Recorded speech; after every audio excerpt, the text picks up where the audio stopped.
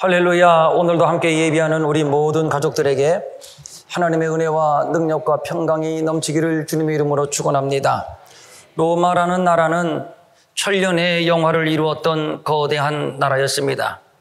그 배경을 한두 가지로 요약할 수는 없지만 중요 요인 가운데 하나는 다양성 가운데 일치라고 하는 것입니다. 로마는 단일 국가가 아닙니다. 다양한 인종, 다양한 문화로 구성된 도시국가의 연합체였고, 따라서 시간이 갈수록 자기들끼리 분열할 것이고, 이렇게 되면 수명이 오래가지 못하고 자연히 국력이 약화될 것이 상식입니다. 그런데 정반대였습니다. 기원전 216년 카르타고의 한니발 장군이 이끄는 군대와의 전쟁에서 로마는 역사상 가장 참혹한 패전을 하게 되는데, 이 전쟁에서 5만 명 이상의 로마군이 목숨을 잃었고 원로원 3분의 1이 전사를 하게 됩니다. 상식적으로 이 정도의 패배라고 하면 로마는 무너졌어야 했습니다. 그런데 무너지지 않았습니다. 그 이유는 대부분의 동맹국은 로마가 참패했음에도 불구하고 변심하지 않고 로마 편을 지켰다는 것입니다. 그 이유에 대하여 역사학자들은 다양성 속에 일치를 이루었고, 그래서 저들은 그 결속력이 강했고, 그래서 하나가 되어 다시 로마를 재건했다고 하는데, 로마는 건국 초기부터 로마에 패한 국가의 시민들까지 모두 동등하게 로마의 시민권을 주었습니다.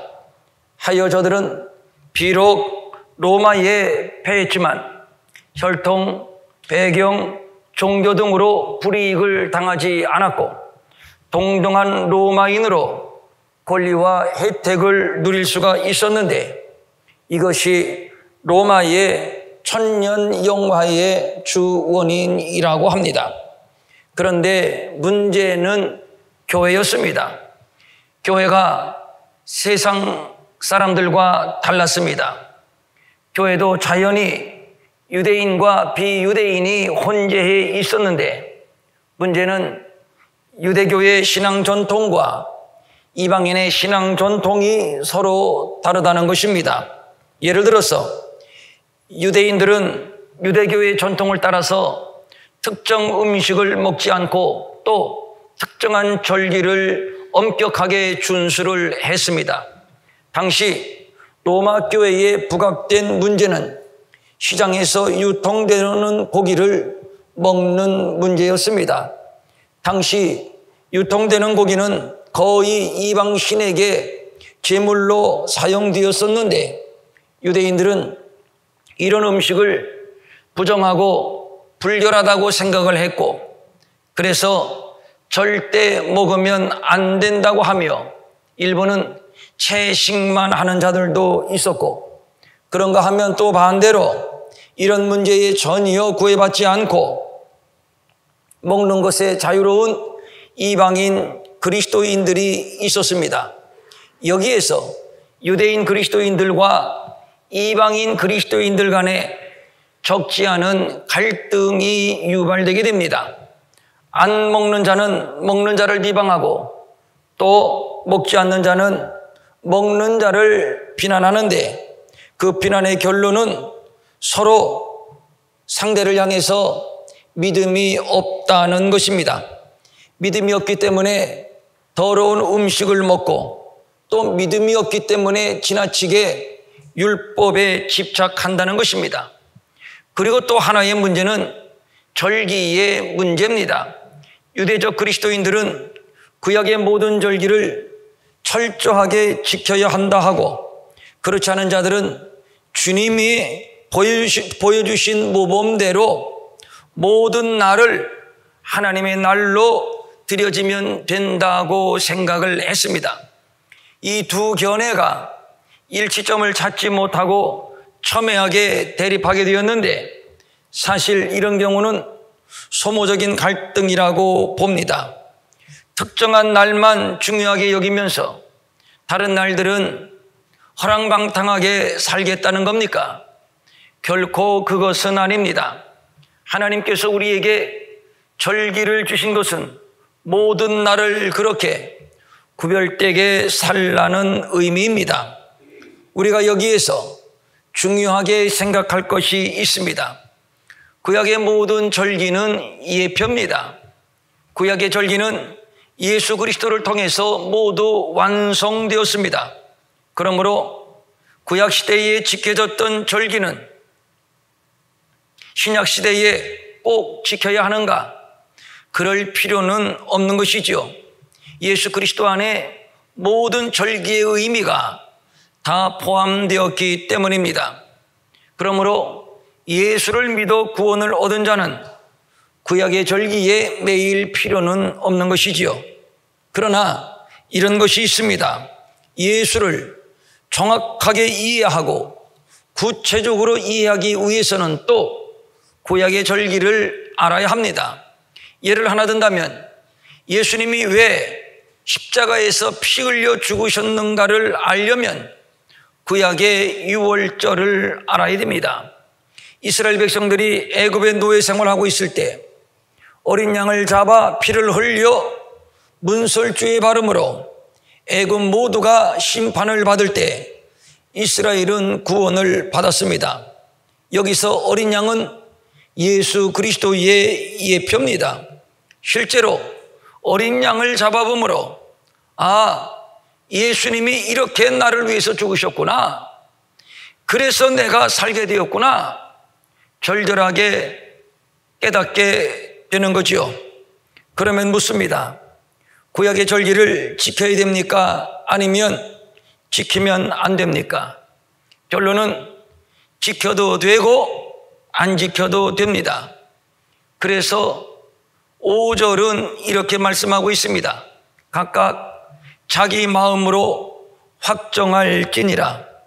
이 말씀의 의미는 각 개인의 가치관, 소신, 신앙의 깊이에 따라서 문제를 깊이 숙고하고 행동하라는 겁니다.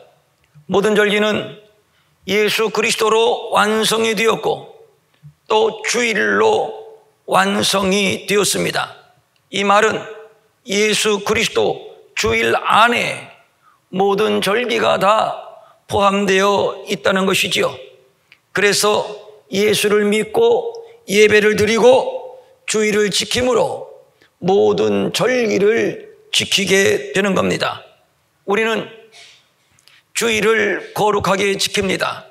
그렇다고 주일날만 거룩한 날입니까? 그렇지 않습니다.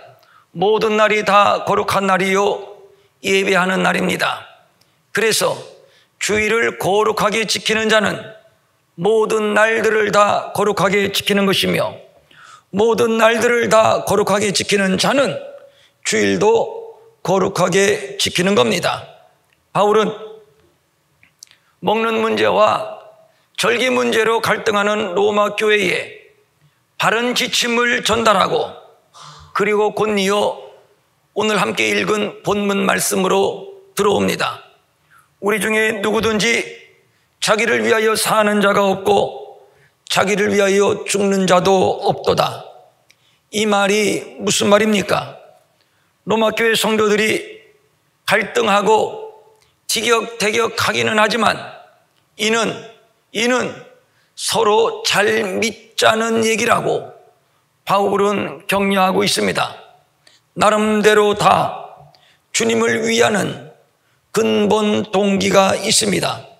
그러니까 저들의 믿음 자체가 잘못되었다고 지적하는 것은 아닙니다. 그리스도인은 언제 어디서든지 주를 위하고 주의 유익을 구하는 삶을 사는 자들입니다. 성서적 믿음만 분명하고 중심만 분명히 서 있다면 상대방의 믿음이 잘못되었다고 비난하고 정죄할 필요가 없다는 것입니다. 서로의 믿음을 존중하고 칭찬하며 주의 길을 함께 가는 겁니다. 다시 본문 1절입니다. 믿음이 연약한 자를 너희가 받되 그의 의견을 비판하지 말라. 믿음이 연약한 자를 받아주라고 말합니다. 여기에서 받다라는 단어는 열렬히 환영하고 영접한다는 의미를 가지고 있습니다. 이 말은 오늘날 우리가 귀담아 들어야 할 말씀입니다. 저 사람보다 내가 믿음이 더 있다면 그것 때문에 교만하고 자랑할 것이 아닙니다. 왜냐하면 내 공로가 아니라 하나님의 은혜이기 때문입니다. 믿음이 있게 하시니 있게 된 것이고 강하게 하시니 강하게 된 것입니다. 그러므로 교만할 것 없습니다. 오히려 믿음이 연약한 자들을 환영해 주고 영접해 주어야 합니다. 이것이 교회입니다. 그리고 또 4절 말씀을 주목합니다. 남의 하인을 비판하는 너는 누구냐? 그가 서 있는 것이나 넘어지는 것이 자기 주인에게 있음에 그가 세움을 받으리니 이는 그를 세우는 권능이 주께 있음이라. 여기서 남의 하인, 이 남의 하인이라고 하는 말은 허드렛 일을 하는 천한 종을 의미하는 것이 아닙니다. 존귀한 하나님의 백성을 가리키는 말입니다. 그가 아무리 남루해도, 그가 아무리 가난하고 못났어도 하나님의 백성이요 하나님의 자녀입니다. 넘어졌다면 주님이 세워주실 것입니다. 그것은 주인의 몫입니다. 그러니까 남의 하인을 비판하는 너는 누구냐는 말씀은 감히 내 백성을 판단하고 비판하는 주제에 넘는 너는 누구냐고 지적하고 있는 겁니다. 믿음이 있건 없건 네가 판단하고 상관할 일이 아니라는 것이지요. 모두 하나님의 백성입니다. 하나님의 소속이요 하나님이 주인이십니다. 주인이 하나님이신데 감히 누가 하나님의 백성을 비판하고 비난할 수 있겠습니까? 주님이 하실 겁니다. 하나님의 백성들끼리 싸우고 분열하고 이것은 모순입니다. 그래서 골로새서 3장 13절은 말씀합니다. 누가 누구에게 불만이 있거든 서로 용납하여 피차 용서하되 주께서 너희를 용서하신 것 같이 너희도 그리하라. 그래서 본문 8절은 이렇게 말씀합니다.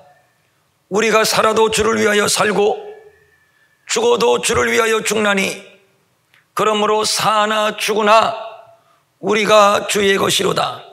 이 문장에서 주어를 살펴보십시오. 우리가 주를 위하여 살고 우리가 주를 위하여 죽고 그러므로 사나 죽으나 우리가 주의 것이로다. 우리라는 복수를 사용하고 있습니다. 교회는 함께 예수를 그리스도로 고백하고 함께 구원받은 성도들의 공동체, 즉 우리 공동체입니다. 그러므로 너와 나는 서로 다른 본질이 아닌 우리라는 울타리 안에 함께 있는 가족이요 지체요 동역자들입니다. 그래서 에베소서 4장 4절과 5절입니다. 몸이 하나요 성령도 한 분이시니 이와 같이 너희가 부르심의 한 소망 안에서 부르심을 받았느니라. 주도 한 분이시요 믿음도 하나요 세례도 하나요. 그러면서 또 16절입니다. 그에게서 온 몸이 각 마디를 통하여 도움을 받음으로 연결되고 결합되어 각 지체의 분량대로 역사하여 그 몸을 자라게 하며 사랑 안에서 스스로 세우느니라.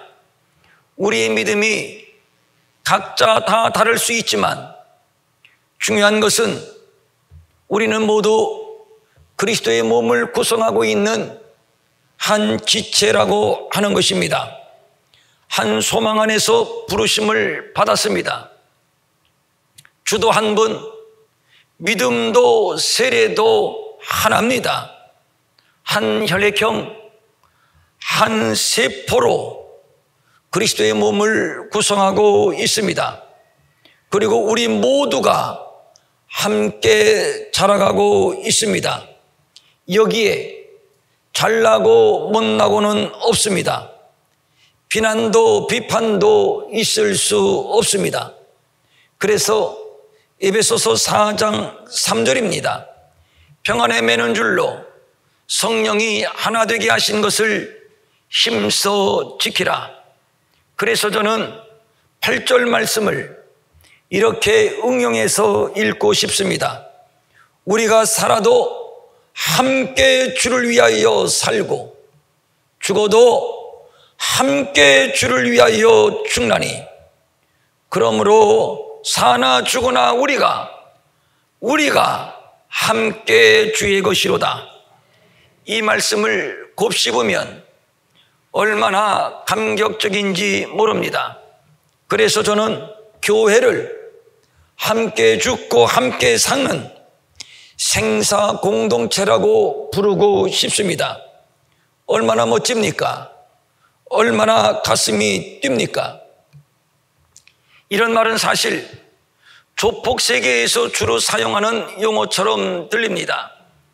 그들의 조직의 의리와 신념은 어느 집단보다 강하게 결속되어 있습니다.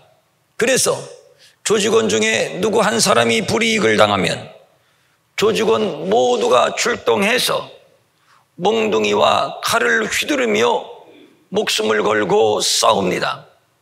너를 위해서 내가 대신 감옥에 갈 수 있고 너를 위해서 내가 대신 죽을 수 있습니다. 이것이 의리이고 이것이 저들 세계의 최고의 명예요 자부심이라고 합니다. 그러나 이것은 진정한 의리가 아닙니다. 추악한 사회 악일 뿐입니다. 그러나 생사를 함께하는 숭고한 공동 운명체가 있으니 곧 예수 공동체, 교회입니다. 여기에는 비난이 없습니다. 빗나간 경쟁도 없습니다. 하나됨만 있고 사랑만 있습니다.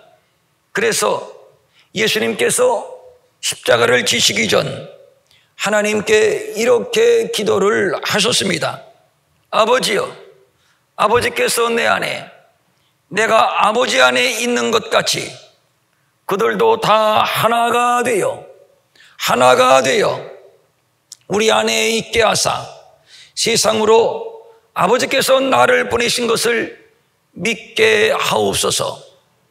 하나님께서 초대교회 제자들에게 성령을 부으실 때 한 사람 한 사람에게 개별적으로 부으지 않으시고 함께 모인 공동체에 성령을 부으셨습니다.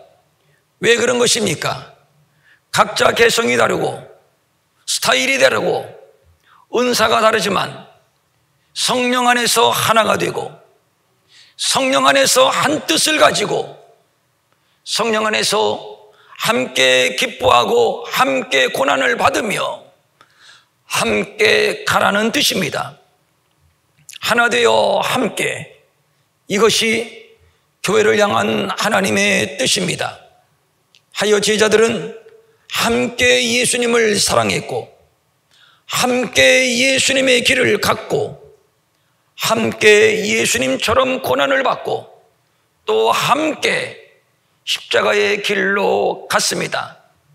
나는 안 간다고 못 간다고 한 자가 없습니다. 모두 함께 갔습니다. 우리라는 생사 공동체였기 때문에 가능했던 일입니다. 우리도 마찬가지입니다. 주님이 주인이요 주님의 소유입니다. 그 이유, 그 근거는 주님의 부활 사건에 있습니다.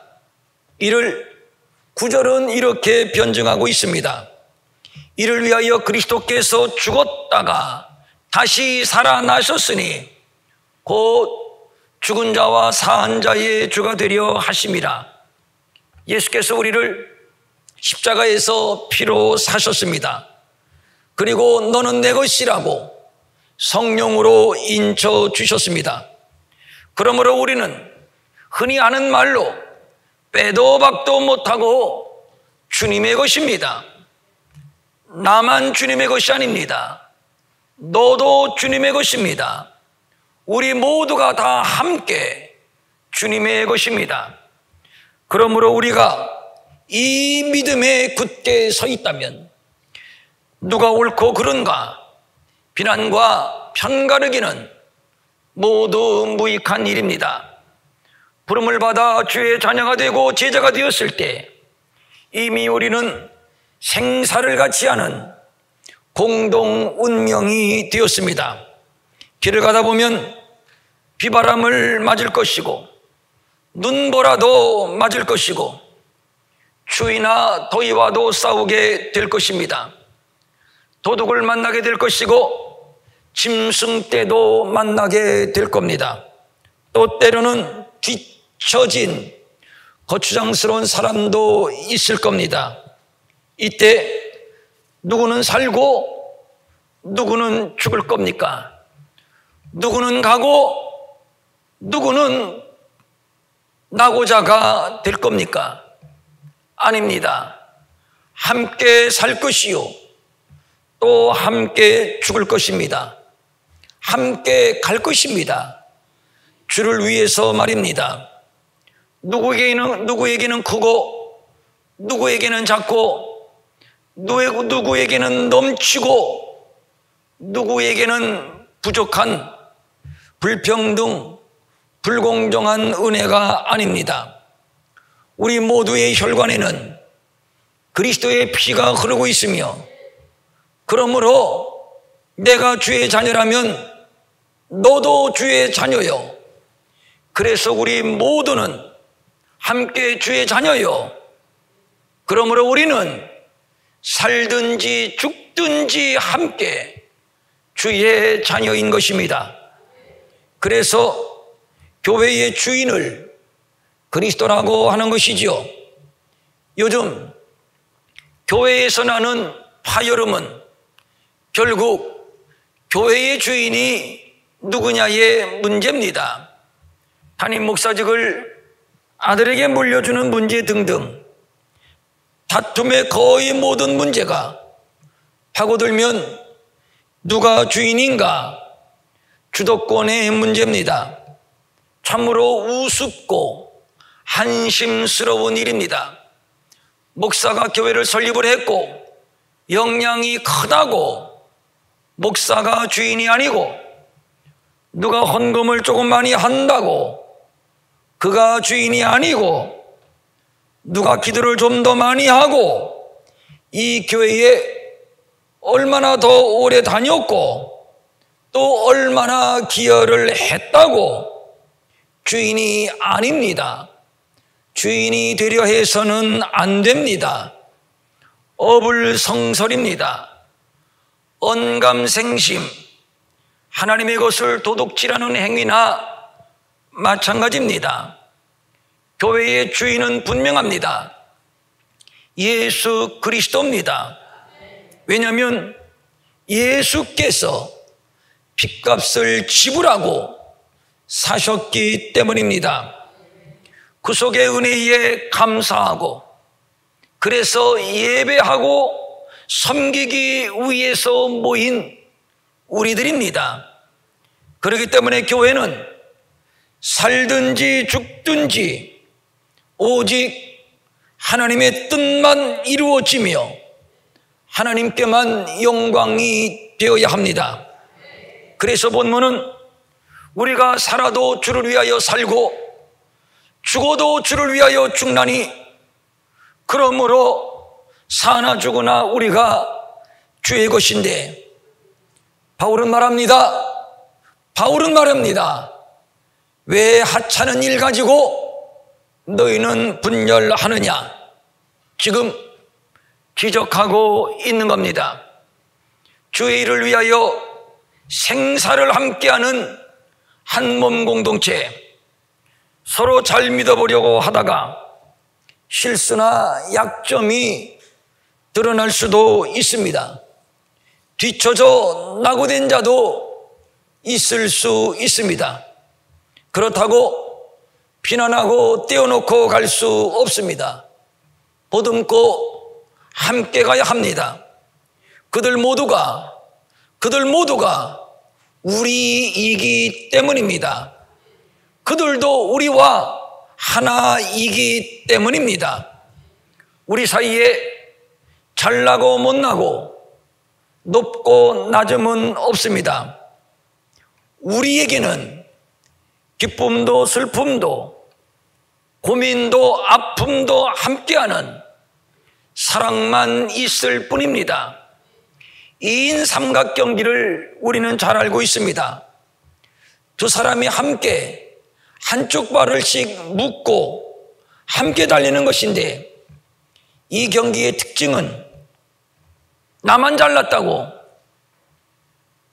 나만 생각하고, 나만 혼자 뛴다면 그냥 꼬꾸라지고 마는 겁니다.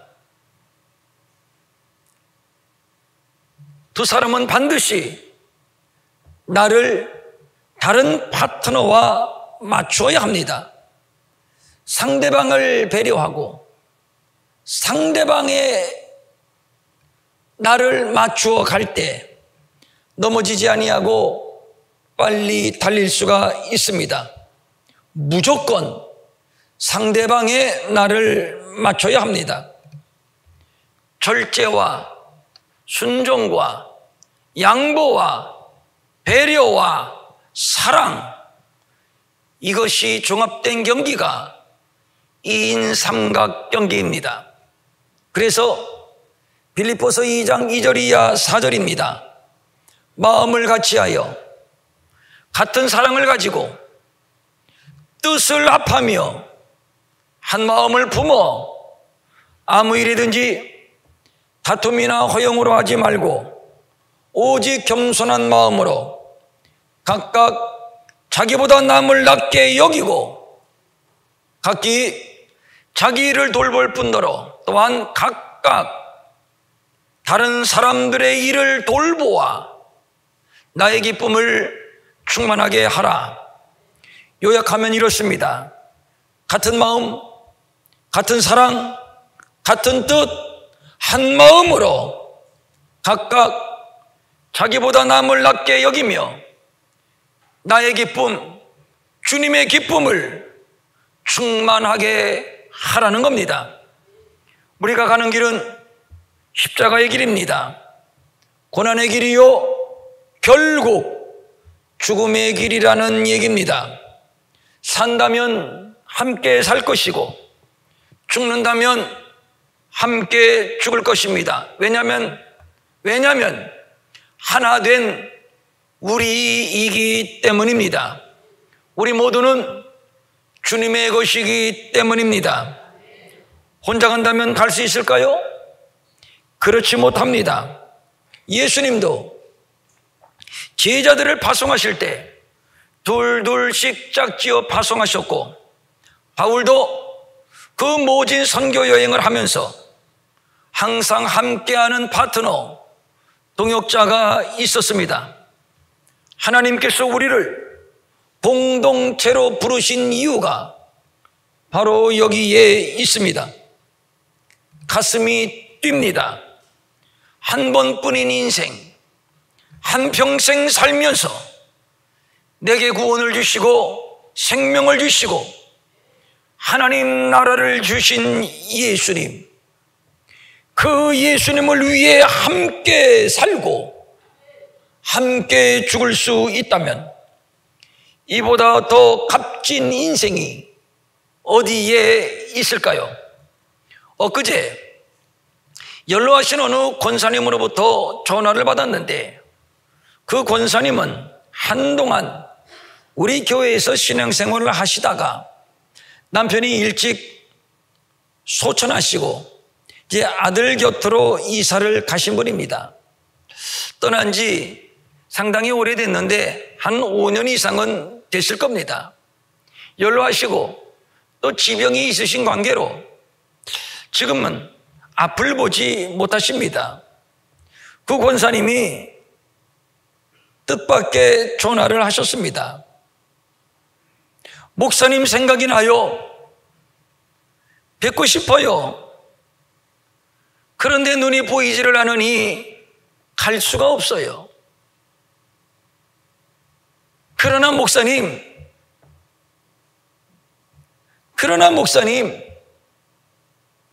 제가 눈을 보이지 않아서 가서 뵙지는 못하지만 이레교회와 목사님을 위해서 매일매일 기도하고 있어요. 전화를 끊고 한동안 제 가슴이 뛰었습니다. 그렇구나. 부족한 목사가 그나마 교회를 섬기는 힘은 이렇게 남모르게 나를 위해서 기도해 주시는 분들, 곧 우리가 계시기 때문이구나. 우리 어디에 있든지 그리스도 안에서 하나 된 우리, 그래서 서로를 위하여 염려하고 서로를 위하여 기도하고 사랑을 나누는 우리가 열방의 이름 모를 성도들을 위해서 기도하고 이름 모를 선교사님들을 위하여 기도하고 정성으로 저들을 섬기는 것, 왜 그렇게 하는 것입니까? 요즘 내 몸 하나 지탱하며 사는 것도 얼마나 힘들고 얼마나 버거운데 누구를 위하여 기도하고 누구를 위하여 헌금하고 누구를 위하여 봉사한다는 것, 이것은 세상의 상식으로는 바보 같은 일입니다. 그러나 본문은 말씀합니다. 열방의 어떠한 영혼이든지 한 성령님의 감동을 받아 한 분 예수 그리스도의 피로 구속을 받고 한 분이신 하나님을 섬기는 자라면 그가 누구이든지 모두 우리이며 모두 하나입니다. 우리 모두는 살아도 주를 위하여 살 것이고 죽어도 함께 주를 위하여 죽을 것입니다. 우리 모두는 주의 것입니다. 하나됨만 있을 뿐이요 사랑만 있을 뿐입니다. 사랑하는 여러분, 우리 함께 이 길을 갑시다. 아멘. 옆 사람 한번 이렇게 얼굴 쳐다보세요. 손 좀 한번 잡아주시고 함께 갑시다. 일어나셔서 찬양합니다.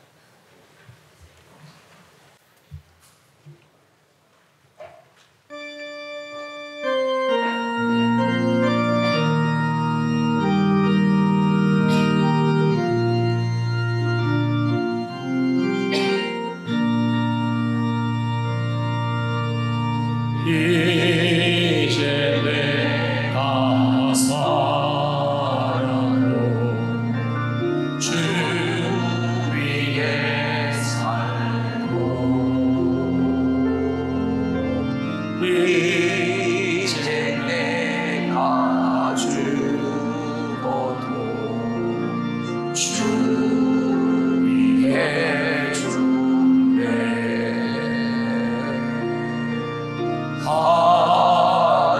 영광 바로 주며 날 오라 하네.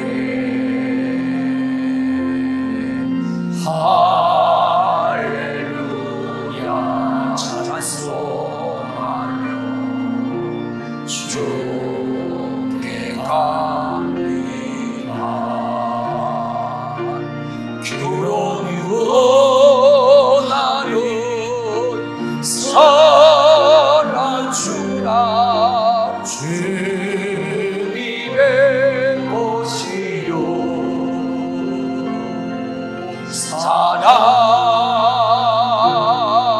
살아주라 살아주나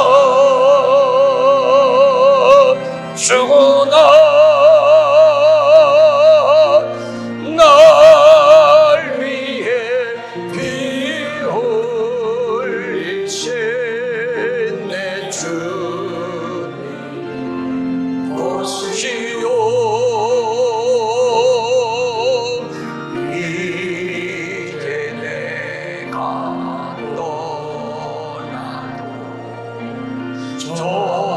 저 천국 가고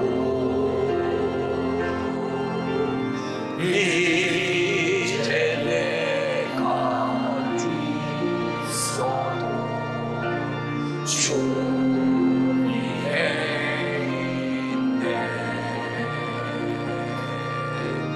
우리 예수 찬송하며 나는 가겠네 천군 천사 나라를 불며 마주 나오네 그러므로 나는 살아주라 주님의 것이요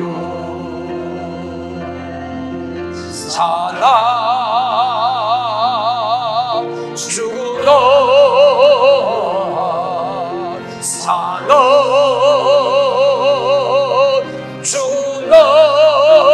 살아주라 날 위해 피 흘리신 내 주님의 것이요 2절 한번 띄워줘 보시죠. 이제 내가 떠나도 저 천국 가도 내가 저거를 우리라고 하십시오. 이제 우리가 그냥 대충 하세요. 그냥 우리만 집어넣으세요. 내가 있어도 우리가 있어도 나는 다 우리로 바꾸세요. 우리 다시 옆 사람 한번 쳐다보세요. 우리 손 잡고 한번 해보세요. 우리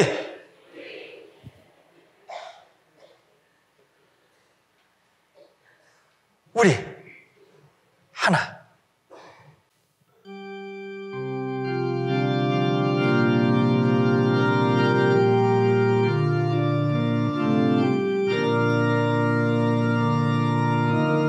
이제 우리가 떠나고 저 천국 이제 우리가 있어도 이제 우리가 있어도 주님의 있네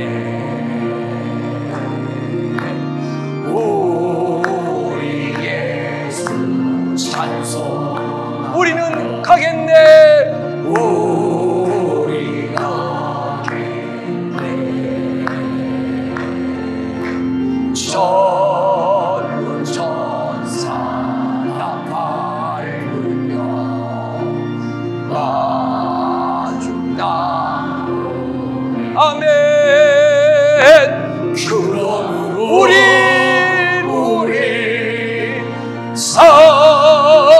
살아주라 주님의 것이요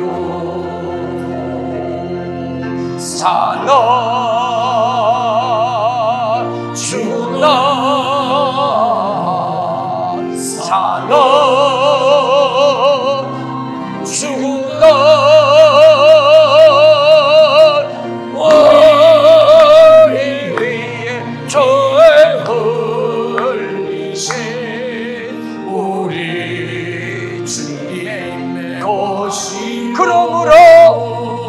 손 들고 주름으로 우리 살아주라.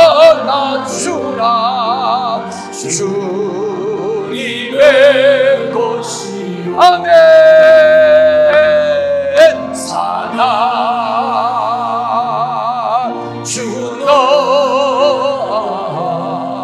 사나 주나 우리 위에 배에 올리시 우리 주님 것이요.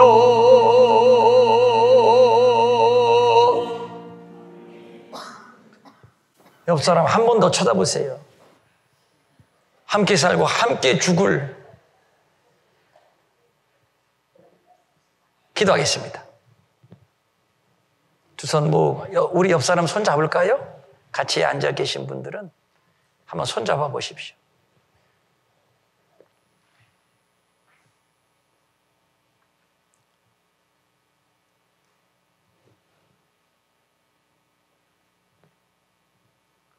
로마 교회는 아무것도 아닌 문제를 가지고 서로 자기가 옳다고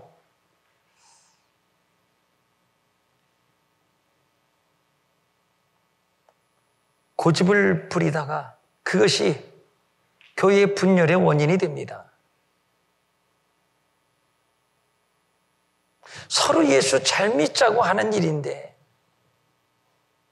서로 안 풀어지는 문제가 있다면 함께 기도하고 함께 묻고 함께 배우고 함께 풀어가면 될 건데 바울이 이것을 말하고 있습니다. 예수 잘 믿자는 얘기 아니냐? 우리는 다 주님의 것인데 살아도 함께 살고 죽어도 함께 죽을 생사 공동체인데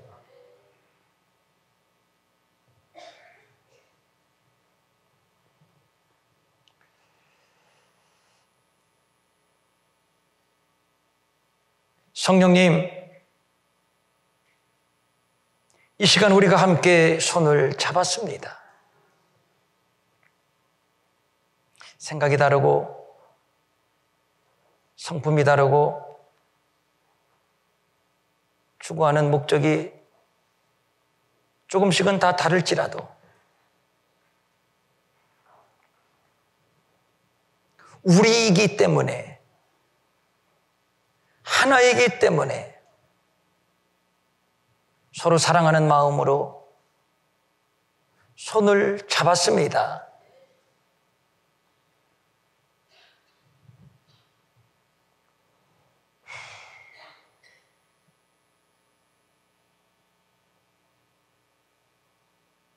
성령이 하나 되게 하신 것을 힘써 지키며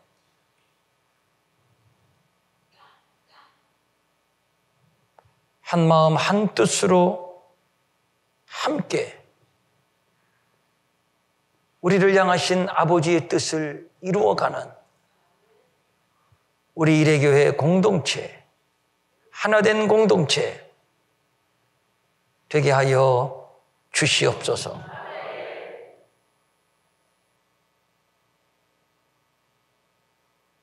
서로를 배려하고 보듬고 함께 기뻐하고 함께 슬퍼하며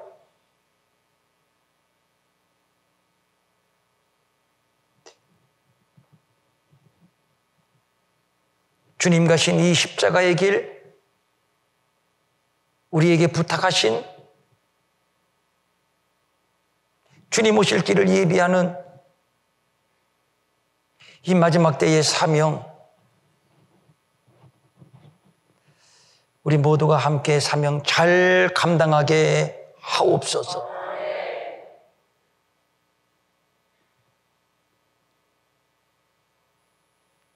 높고 낮음이 어디 있고 잘나고 못남이 어디 있겠습니까?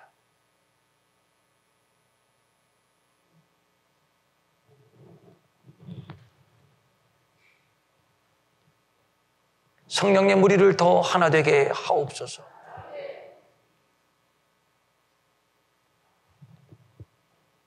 성령님 우리를 더 하나 되게 하옵소서.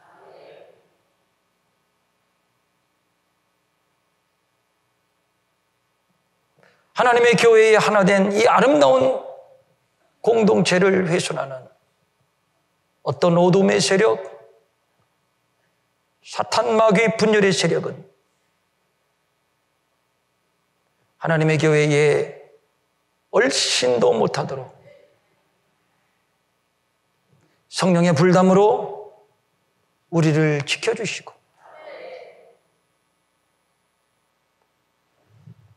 더 하나 되게 하옵소서. 성령님 임하소서. 더 하나 되게 하옵소서. 더 사랑하게 하옵소서. 따뜻하게, 부드럽게, 자상하게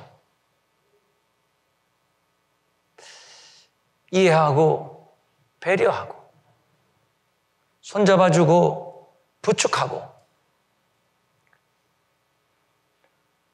아름다운 하나된 공동체 우리가 되게 하여 주시옵소서.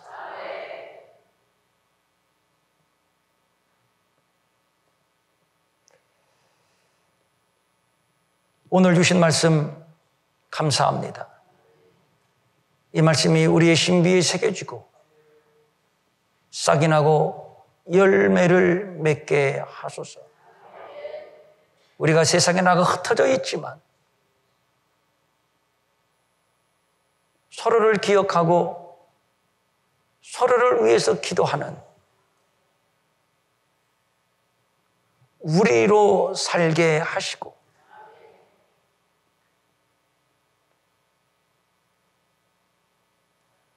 어디에 있든지 성령으로 교제하고 이 은혜를 함께 나누는 하나된 우리 공동체가 되게 하옵소서. 11조 감사헌금, 주정헌금, 선교헌금, 건축헌금, 구제헌금, 장학헌금 각종 예물을 주님께 올립니다. 특별히 중국 탈북한 우리의 동포들, 그 자녀들 학비가 없어서 학교를 못 간답니다.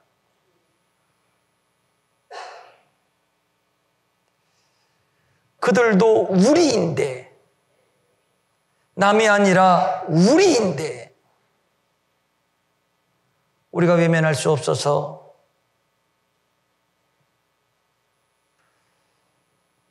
헌금한 자들이 있습니다.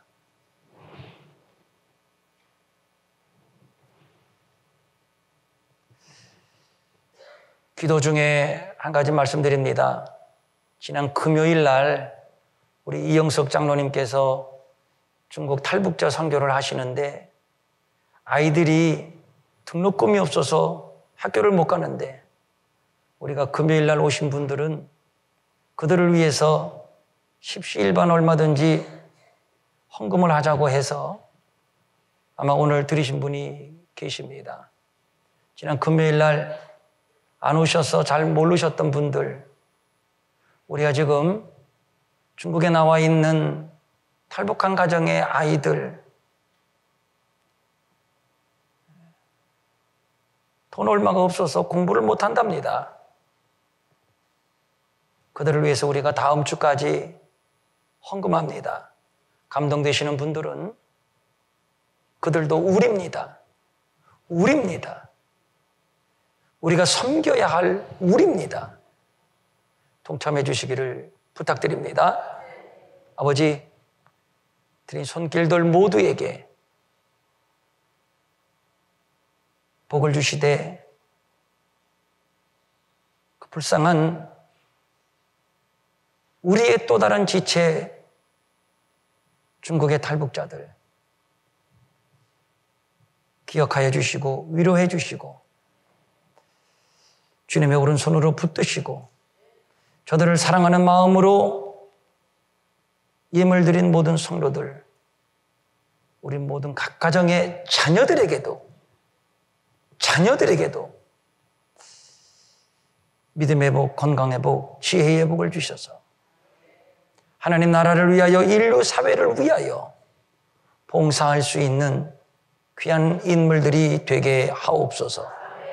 마음은 원이지만 가진 것이 없어 드리지 못해 민망히 여기는 성도들을 위로하시고 저들에게도 물질 주셔서 한 가지로 주님 앞에 바치며 쓰며 도우며 사는 풍성함이 있게 하여 주시옵소서.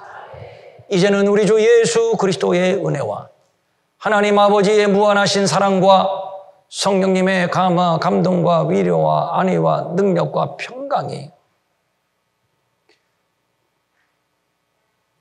우리가 되어 하나가 되어 손을 잡은 모든 성도들 머리 위에 영원히 함께 하옵시기를 간절히 축원하옵나이다. 아멘.